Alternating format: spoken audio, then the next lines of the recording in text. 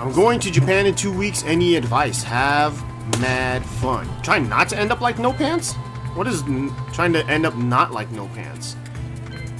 Because if you're only thinking about how he passed out drunk at the anime suite, that's not a bad way to live in Japan.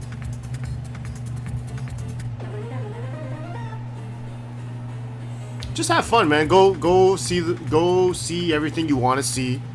Have Google Maps. Google Maps will tell you how to get anywhere and everywhere, so you don't really have to, you won't get too lost, right? So use Google Maps. That's number one. Number two, have fun. Do whatever drink a lot. Go to whatever the fuck you want to do. I don't know what the hell you want to do, right? If you want to go to arcades, go to arcades. If you want to go to Roppongi, to go to Gas Panic, to go to that death trap that is called a club, you can go there too. Do whatever you want, brother. Just have fun. That's all I can say. Enjoy it. The worst thing you can do is go to another country for a little while and not enjoy it, because then not only did you waste your time and you weren't having fun, but you just weren't, you gotta find the joy in every little thing. Know what I mean? Eat everything or eat nothing. I don't know what the fuck you're into. But you always have to, but you also have to remember this one key rule about Japan. If you miss the last train, the next train doesn't come till like 5 o'clock in the morning. So if you're not nearby wherever you're staying, you either have to stay up the entire night. You could sleep on the streets. A lot of people do that. Or you could go find like one of those like I don't know, like a capsule hotel or something, a kisaten. You can do all that shit.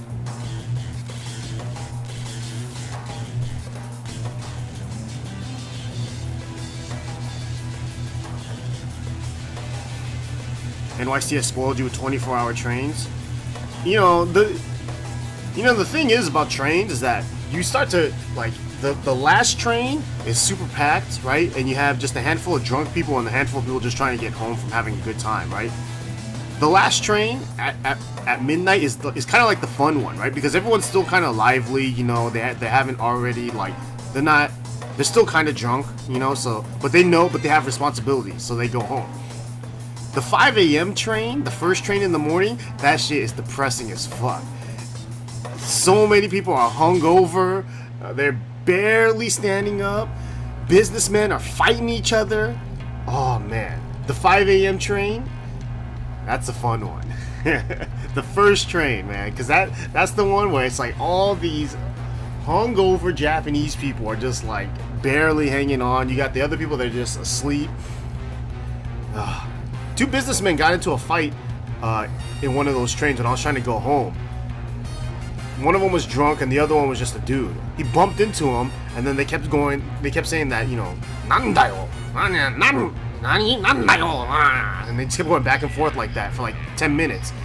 And everyone there is just looking at them, but no one's saying anything. I was the closest to them. I think people thought because I was the closest to them, I should have said something. But at that point in my life, I feigned Korean.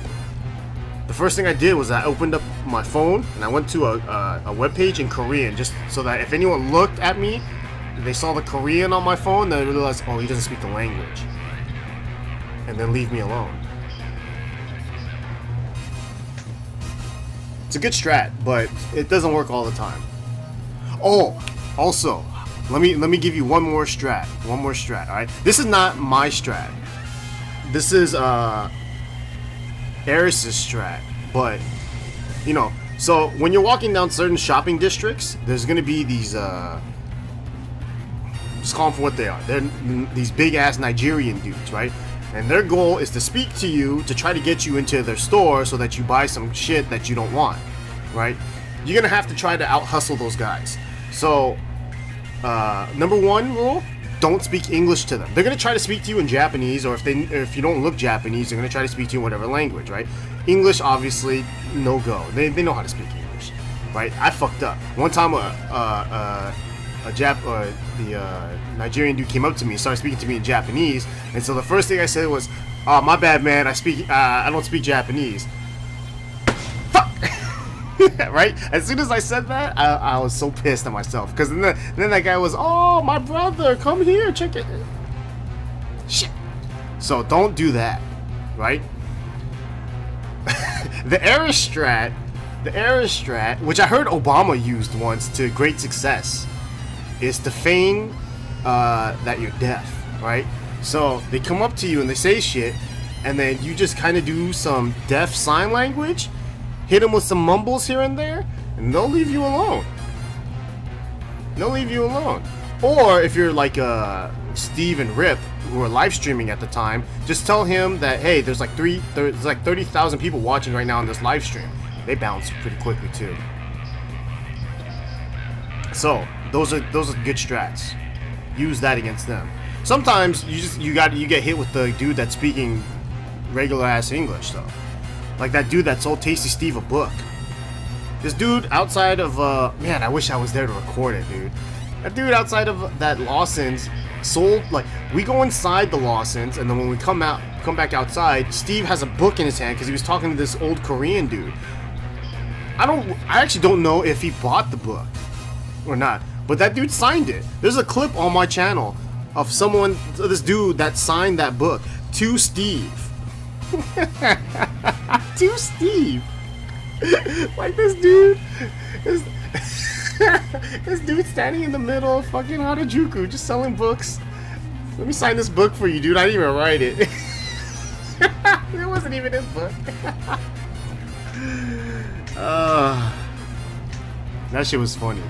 Because, you know, the fucked up thing, right? So that dude was standing outside the liquor store. We were gonna go get drinks. We walk in. Steve gets caught up, right? Because that guy was like, hey, my brother, hey, brother. You know, and so Steve, being the nice guy that he is, stops. And so Rip and No Pants already have this defensive shield up. They're like, fuck this guy, I'm walking in the store.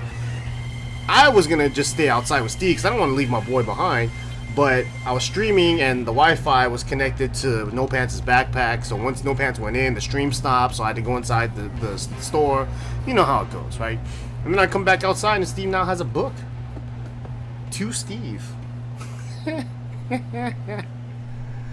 That shit was hilarious. I wonder if he ever read that book. Steve bought like hella books in Japan too, all in Japanese. He bought a book about Jay Dilla. It was all in Japanese. He's like, I'm gonna learn Japanese so I can read this book. I'm pretty sure that book's in English. In fact, I'm fairly positive that book probably was English first.